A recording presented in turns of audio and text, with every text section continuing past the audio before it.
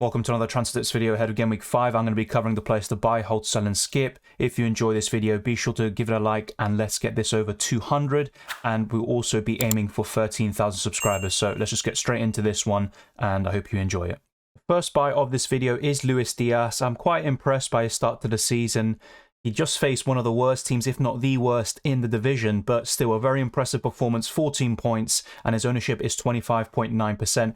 He has gone up to 8.1 million, and he is the second most transferred in, with over 400,000 FPL managers putting the Colombian in their teams. And if you look at the underlying numbers, they're decent, they're nothing amazing, but we've only got 4 weeks worth of data, so we have to take it with a pinch of salt. I really like the next 3 games. Chelsea and Brighton after that do seem quite tough, but Diaz looks like the best 8 million midfielder at the moment. I still prefer Maddison if he is fully fit, but Diaz is probably right up there in second place. The likes of Saka and Mason Mount have had a pretty underwhelming start to the season, and then you have Kulusevski who's still looking pretty good, but Diaz is playing in a Liverpool side full of confidence after that 9-0 victory, and they should be able to recover after a pretty poor start in general. So Luis Diaz for me is a buy if you're looking for an 8 million midfielder, but I do prefer Maddison, Gundogan and a few others at cheaper prices. Saliba went up in price to 4.7 million today, and if we actually look at him, his ownership is 14.5%, and he's the 5th most transferred in, with over 300,000 FPL managers bringing in the Frenchman, and he's had a very impressive start to life at Arsenal. He's got a goal and an assist, and that's what I've been talking about in recent videos. I don't think he's going to get that many attacking returns or goals specifically, but he does have that aerial threat, and that came through in the corner, which led to Gabriel's goal. Saliba getting the assist there, and as you can see, one big chance created, 0.45 expected assist, which is decent for a centre-back in 4 matches. So if you're looking for someone around 4.7 million and below, Saliba for me is the best, but you do have some alternatives if you're not able to stretch to him, such as Lewis Dunk. I still like Botman a lot, and you've still got a few other options like Ben White, but Saliba for me should be nailed in the long term. It's very hard to drop him, and he has made a big difference to the Arsenal defence. Robert Sanchez is the most transferred in goalkeeper this week and the 9th most transferred player overall, with over 160,000 FPL managers bringing him in. He is 4.6 million and his ownership is 15.7% at the time of this recording. And what you can see here are the defensive stats for Brighton, and it's pretty impressive. 3 clean sheets in 4 games. I don't expect that to continue, but I still expect some defensive returns for all these assets, Lewis Dunk, Robert Sanchez. But in terms of the next 5 game weeks or so, I'd say maybe 2 or 3 clean sheets. So we have to be a bit realistic with our expectations, but Sanchez is also getting those saves and bonus points, which is great to see. I didn't see that last season, and that's why I wanted to kind of go for someone I trusted a little bit more, like Ramsdale, to start the season, and then analyse who is the best 4.5 million goalkeeper definitively, and it looks like Robert Sanchez, who is now 4.6. 1 goal conceded, 44 shots conceded overall, and an expected clean sheets figure of 1.8, and big chances conceded only 3 in 4 matches, so pretty impressive stuff, and expected goals conceded is under 4 as well, so you could say there's an overperformance there for Robert Sanchez and Brighton, but I still think they're one of the best defences in the league, probably amongst the top 4 right now when you look at all the different stats, such as expected goals conceded, big chances conceded, etc. They're right up there with Arsenal, Tottenham and Manchester City. So Robert Sanchez is the best goalkeeper in the game right now. Will this be the case for the rest of the season? I'm not so sure, but for the time being, I think he's a great purchase.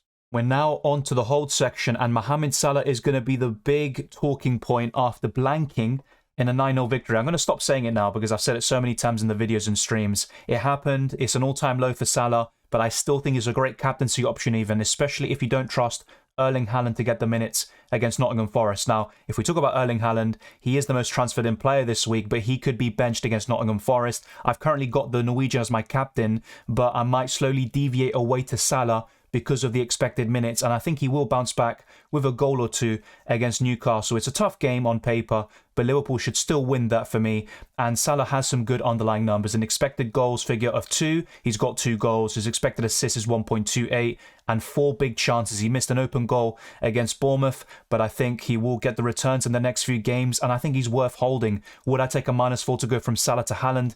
I wouldn't. If you look at the fixture, it makes sense, and Haaland might be a more trustworthy captain at the moment, but I also don't trust his minutes as much as I would with Salah, and I think it's worth keeping Salah, who is actually one of the most transfer players out this week. I think he's the second most behind Zinchenko, with over 310,000 managers getting him out, and he is still 13 million, but it could go down fairly soon. His ownership has gone down to 56.3%. I would keep Salah. It all depends on what you're looking to do with your team in the long term. If you back Haaland to start, fair enough, you could make some free transfers and move from Salah to Haaland. But for me, I would keep faith for the Egyptian and not move him out, especially with these upcoming games like Newcastle, Everton, Wolves. I think those latter two look really good. So for me, I wouldn't be looking to sell him at all.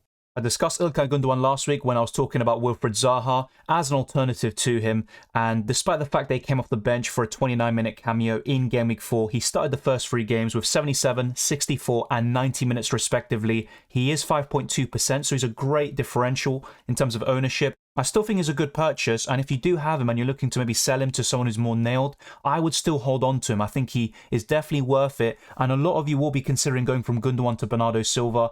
I just wouldn't do that. I still think Gundogan is the better FPL option. 2 goals and 1 assist in 4 games. His expected goals and expected assist figures are pretty good. 2 big chances, 10 key passes. He's got the creativity as well as the goal threat, and he has a good connection with Erling Haaland, so I would honestly keep İlkay Gundogan. Apart from De Bruyne, he's my second favourite Man City midfielder right now. The final hold of this video is Zinchenko. A lot of people are transferring him out, almost 500,000 people, and he is 26% owned right now. He was out of the Fulham game with a precaution, but I think he will be available as soon as Game Week 5, and if not, worst case scenario, Game Week 6 against Man United. So I think he's a worthwhile hold. If you don't have any cover and you don't expect him to start against Villa, then you could sell him because you have so many options around 5 million and even below, such as Saliba as a like-for-like replacement, Perisic for the attacking returns, Cucurella, etc. But I would hold on to Zinchenko. His attacking threat isn't going to be amazing, but he has made a very impressive start to life at Arsenal, and he plays that inverted wing-back role so well, and he really helps Arsenal in the build-up. So I think he will take Tierney's place once again, who looked very rusty after coming off the back of a very long injury. So Zinchenko for me is a worthwhile hold, but I can understand why so many people are selling him. This may be a bit surprising, but in the long term, I think Kyle Walker is a sell. It's hard for me to say sell him ahead of a Nottingham Forest at home fixture for City, where I expect a clean sheet, and I'm not sure what Pep is going to do in terms of team selection, and when is he going to bench some players? Is it going to be Aston Villa just before the Champions League game? Will it be Nottingham Forest? That will be interesting to see. I think the Nottingham Forest game could be the one where City rotate, and I can see Sergio Gomez getting a start in one of the next 2 games. It's very hard to sell Walker ahead of Nottingham Forest. If you have depth, you can just keep him for that game, and if he starts, he's probably going to get 6 points for you, and if not, you can look to sell him in the weeks to come. But ultimately, I think he's a long-term sell because you're really relying on those clean sheet points, and Saliba is probably going to get more points, he's going to get more minutes, and he's a cheaper player. You've got Perisic, Cucurella, and so many others around 5 million, even Zinchenko, Trippier, who we can't forget, and I just don't really see a spot for Kyle Walker in our team. A Man City fullback for 5.1 million looks incredible, but I just don't see him being, a great option, getting those points for you. I don't see too many attacking returns. You look at the underlying numbers, his expected assist is 0.06, no big chances, none created, 2 key passes. These are pretty dreadful stats, and I think Walker is struggling to play this inverted role, and he's just mainly there for the defense, his pace, and how he can do in his 1v1 defending. If we look at his ownership as well, it is 12.7% and he is 5.1 million. Sergio Gomez is going to be the big factor and the reason why I think he's ultimately a sell, and also his low ceiling. You're really relying on those clean sheet points. I honestly think there's so many better options around the same price. It might not be a priority for you. You might have other areas to deal with, such as Pedro Neto and Leon Bailey, but Walker for me has to go. I talked about holding Mason Mount, especially with the fixtures he had, such as Leeds and also Leicester. Southampton up next is a very difficult game to get rid Mason Mount for, but I still think he's worth selling in the long term. So maybe just like Kyle Walker, you could keep him for 1 more week and then look to sell in Game Week 6, maybe in Game Week 8 or 9. It just depends on what you're looking to do with your team. But there are so many options between 6 and 8 million that I think it's even worth going down to Pascal Grosch at 5.7 million, to be honest. His underlying numbers are pretty poor, especially for his standards. points, and he got a good amount of goals and assists last season, but I don't see him doing the same this time round. Of course, it's early days and he can still bounce back and have a very good campaign in terms of FPL, but right now it's looking very, very improbable, to be fair. If we look at his ownership, is 5.3%, and it was around 10% at the start of the season. He is down to 7.8 million. And honestly, I would just look to get rid. You can go to Luis Diaz, Maddison, Gundogan, Zaha when he's fit, Rodrigo, or Pascal Gross. Take your pick from any one of them. If you have enough funds, you could even go to Sterling if you wish. But I would look to go maybe up to De Bruyne, Heung-min Son when he's in form, and Mohamed Salah. And I would try to avoid going for someone like Sterling or Bruno Fernandes at the moment. But honestly, Mason Mount is a sell. Only Ederson has been transferred out by more FPL managers this week than Edouard Mendy. He is 5 million still. His ownership is 20.5%, and it was close to 30 at one point. And he has made save points in every game, which is very surprising to me. But look at these underlying numbers, especially when you compare it to Robert Sanchez at the beginning of this video. An expected goals conceded of 7, which is almost double that of Robert Sanchez. 11 big chances conceded, which is way too much in 4 matches, especially for Chelsea, who we expected to be one of the best defences this season. Only 1 clean sheet and an expected clean sheets figure of 0.71. 6 goals conceded, 47 shots conceded. This is pretty awful stuff. And Reece James still is a great option to cover Chelsea's defence, and we really have him for the attacking returns. The same goes for Cucurella, who also has 2 assists in 3 games. I would rather go for those two. Even possibly Wesley Fofana at 4.4 million, who is just a cheap option. You can bench him most of the time and he can get clean sheets when necessary. But Edouard Mendy is worth selling. He is getting some save points, more than Ramsdale, for example, but I still think Ramsdale in the long term is a better option. Nick Pope around the same price, Ederson at a bit more. But my preference, as I keep on saying in the last few videos, is Robert Sanchez, 4.6 million, getting more clean sheets than these options, and he's also getting saves and bonus points. And on top of all of that, he is cheaper. So Edouard Mendy is a sell, but the goalkeeping position isn't one you want to chop and change too much. So if you have a spare free transfer, maybe you have 2 free transfers and you're going to burn one, you don't know what to do, you can go from Edouard Mendy to Sanchez, and that also gives you some funds to make more moves in the future. Chelsea fans may not like this video because I'm talking about selling these players and skipping Sterling, who, to be fair, looks like probably the best midfielder around his price. It's going to be between him and Bruno Fernandes. Hopefully they become serious FPL options in the future, but he's one to add to the watch list and watch from afar right now.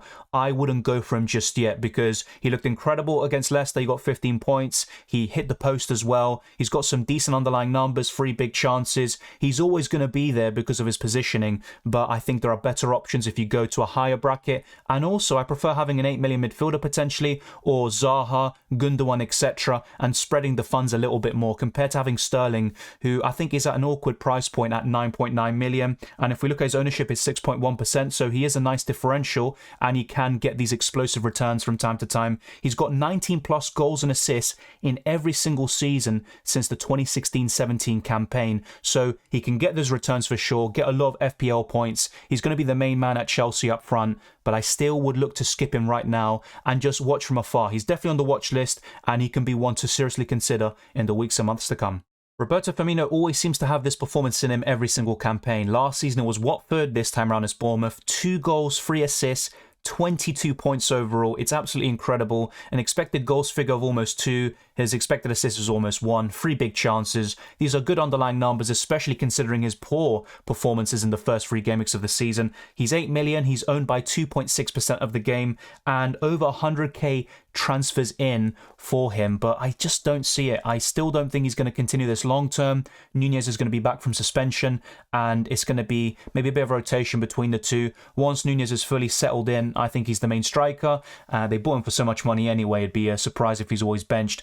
And Roberto Firmino could get some starts when Liverpool have a tough Champions League game, such as against Napoli or Ajax, but I still wouldn't go for Roberto Firmino. I would rather cover Liverpool with Trent, Robertson, Mohamed Salah and Luis Diaz. So despite his incredible performance, I would look elsewhere. I can see why a lot of FPL managers are flocking to Bernardo Silva. 2 goals and 1 assist in 2 starts. He's 6.8 million and he's owned by 7% of the game. So he could be a great differential. He's got some decent underlying numbers, but I prefer Ilkay Gundogan, despite Bernardo Silva arguably being more nailed in the long term. And if you're looking at Kevin De Bruyne, he's the undoubtedly best choice in the Man City midfield. Then it's Gundogan for me, and then Foden, and then probably Bernardo Silva after that. I would love to include Mahrez in the conversation, but he's just far too much of a minutes concern. and he hasn't been that good this season so far. But Bernardo Silva, I really want to recommend him and say he's worth buying, and he could be, but he had a purple patch last season. We flocked to him and he didn't get the points because he can be heavily involved in the build-up, get the pass before the assist, but he doesn't get those goals and assists that you really want. So Bernardo Silva is a skip for me. Let me know if you disagree, and honestly, it's all down to opinion. Thank you very much for watching this video. I really appreciate all of your support. If you enjoyed this video or found it useful, smash the like button and subscribe for new. Let's get this video to over 200 likes, and let's keep smashing the subscribe button and getting to 13,000 subscribers and then pushing on to new heights. You can follow me on Twitter and Instagram, DylanRCM, and you can also become a patron or a channel member. Check the links in the description below. The same goes for the FPL League and the Discord server. I wish you all the best of luck for Game Week 5. I hope to see you in the deadline stream as well on Tuesday, as well as the UCL Fantasy deadline stream on the following Tuesday, and I'll see you next time.